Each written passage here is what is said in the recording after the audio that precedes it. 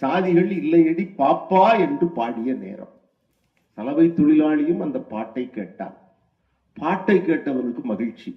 சலவை தொழிலாளிக்கு என்ன மதிப்பு இருக்கும் சமூகத்தில்? பாரதி சாதிகள் இல்லையடி பாப்பா, குல தாழ்ச்சி முயற்சி சொல்லல் பாவம் என்று பாடியதை கேட்டு மனம் மகிழ்ந்து பாரதி அமர்ந்த திண்ணையில் பாரதியின் பக்கத்தில் அமர்ந்தான் சலவை தொழிலாளி. சட்டென்று அறைந்தார் கன்னத்தில்.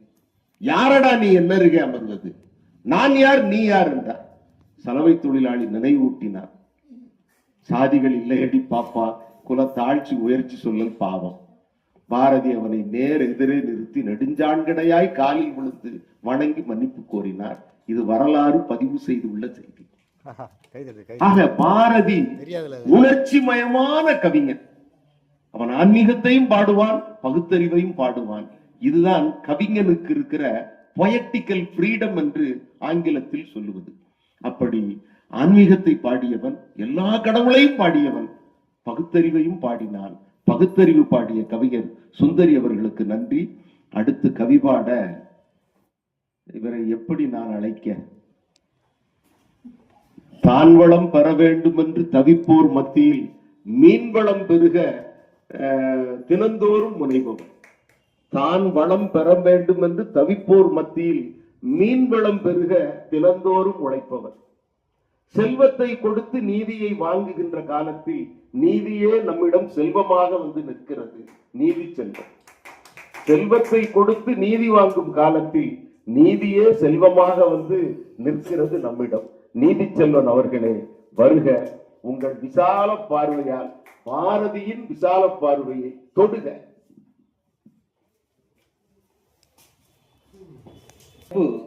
பாரதியார் ஒரு விசால கவி. அவன் பார்வை ஆழ்கடல் பார்வை மட்டுமல்ல, விசால பார்வை. இதோ என் கவிதையை தொடங்குகிறேன். ரதத்தால் பாரதத்தை பண்படுத்தி பாரதத்தை பண்படுத்த தோன்றிட்ட அன்புமிகு சக்தி வைந்தா.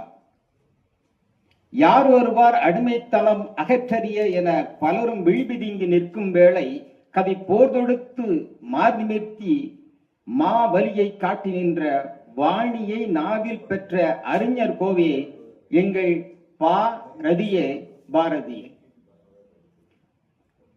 யார் ஒருவார் அடிமைத்தனம் அகற்றுரிய என பலரும் விதிவிளங்கி நிற்கும் வேளை கவி போர் தொடுத்து மார் நிமிர்த்தி மா வலியை காட்டி நின்ற வாணியை நாவில் பெற்ற அறிஞர் கோவே எங்கள் பாரதியே பாரதியே. சூழும் பகை வென்றெடுக்க சூழ்ச்சிகளை வேறறுக்க யாமிருக்க பயமேன் என்று அடிமை சங்கிலியை உடைத்தெறிய புறப்பட்ட சுப்பிரமணியர் அள்ளித்தந்த பாரதியே சுப்பிரமணிய பாரதியே.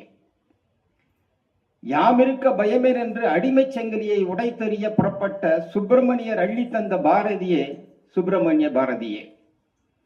சேர சோழ பாண்டியர் சேர்ந்தாண்ட காலம் போய் வெள்ளையர் ஆண்ட போது 1000 உண்டிங்கு ஜாதி எனில் அந்நியர் புகழிங்கு என்ற நீதி என அக்னி குஞ்சாக அவதரித்த பாரதியே நல்லோர்க்கு சாரதியே. இனி அவன் விசால மரம் பெற்று பார்ப்போம்.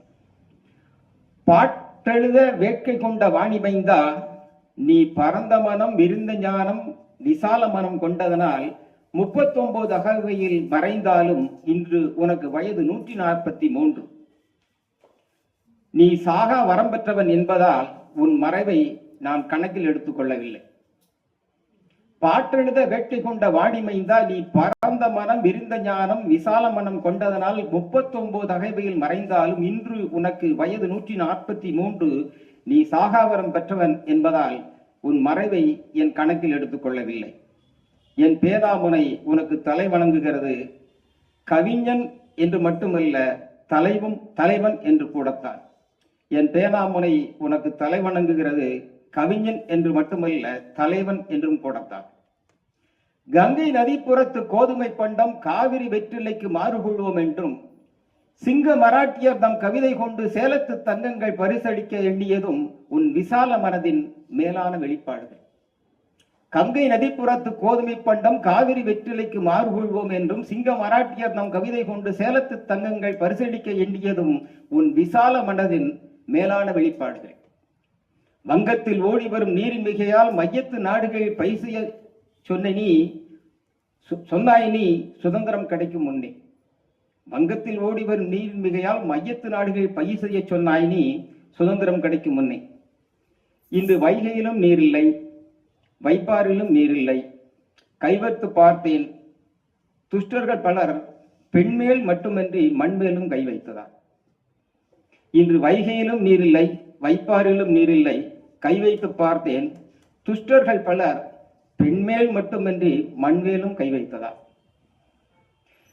நீ விட்டு சென்ற விசால பார்வையின் விளைவு ஆற்று நீரை தேக்கி வைக்க காமராஜர் அங்கங்கே அணைகள் கட்டினார். நீ விட்டு சென்ற விசால பார்வையின் விளைவு ஆற்று நீரை தேக்கி வைக்க காமராஜர் அங்கங்கே அணைகளை கட்டினார். அணை கட்டு என்று சொன்னால் அந்த வார்த்தையை இரண்டாக பிரித்து அணைக்கிறார்கள், கட்டுகிறார்கள் சின்ன வீடுகளை. அணைக்கட்டு என்று சொன்னால் அந்த வார்த்தையை இரண்டாக பிரித்து அணைக்கிறார்கள், கட்டுகிறார்கள் சின்ன வீடுகளை. அணைக்கட்டு மட்டும் அடுத்து வரவே இல்லை. அணைக்கட்டு மட்டும் அடுத்து வரவே இல்லை. உன் விசால மனதை என்னென்று சொல்வது? அந்நியர் தம்மால் அடிமைப்பட்டிருந்த வேளை காக்கை குருவி எங்கள் ஜாதி, நீ கடலும் மலையும் எங்கள் கூட்டம், நோக்கும் திசையும் எல்லாம் நாமின்றி வேறில்லை, நோக்கு நோக்க களியாட்டம் என்று பாக்களை வாடிய பெயர் கொண்டு வாடிய வள்ளலார் போல ஞான கூத்தாடினார்.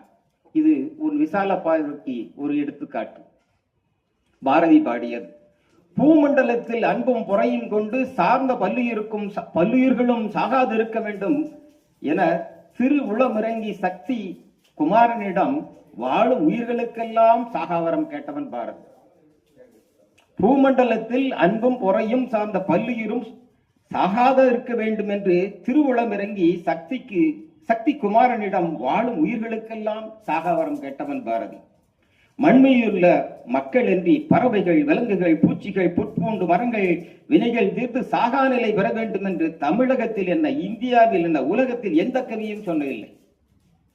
மண் மீது உள்ள மக்கள் என்று பறவைகள், விளைவுகள், பூச்சிகள், புட்பூண்டு மரங்கள் வினை தீர்த்து சாகா நிலை பெற வேண்டும் என்று தமிழகத்தில் என்ன, இந்தியாவில் என்ன, உலகில் எந்த கவியும் சொன்னதில்லை. உன் விசால குணத்தின் முன் என் பேனாமுனை தலைவணங்குகிறது, நீ மண்ணிலும் விண்ணிலும் உயர்ந்த தெய்வ புலவர் என்பதால். உன் விசால குணத்தின் முன் என் பேனா தலைவணங்குகிறது, நீ மண்ணிலும் விண்ணிலும் உயர்ந்த தெய்வ புலவன் என்பதால். விசாலம் குணம்தான், ஆனால் நீ சிக்கனக்காரன். விசால குணம்தான், ஆனால் நீ சிக்கனக்காரன். நீ பராசக்தியிடம் கேட்டது என்ன? வெறும் 10-12 தென்னை மரங்கள் தானே. நீ பராசக்தியிடம் கேட்டது என்ன? வெறும் 10-12 தென்னை மரங்கள் தானே. பக்கத்தில் மடிதவள பத்தினி பெண் ஒருத்தி, பக்கத்தில் மடிதவள பத்தினி பெண் ஒருத்தி. யார் அவள்? வேறு யார்? செல்லம்மா. நீங்கள் கூடி கழிக்கையிலே கவிதைகள் கொட்டி வர வேண்டுமா? நீங்கள் கூடி கழிக்கையிலே கவிதைகள் கொட்டி வர வேண்டுமா? உங்களை காக்க காற்று காத்து நிற்க பராசக்தி காவலாய் வர வேண்டுமா? நீங்கள் கூடி கழிக்கையிலே கவிதைகள் கொட்டி வர வேண்டுமா? உங்களை காட்டு நடுவே காத்து நிற்க பராசக்தி காவலாய் வர வேண்டுமா? மருமகளுக்கு மாமியார் காவல்.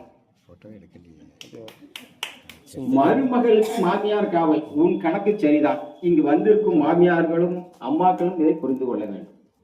இது என் கருத்தல்ல, மகாகவியின் பாரதியின் கருத்து.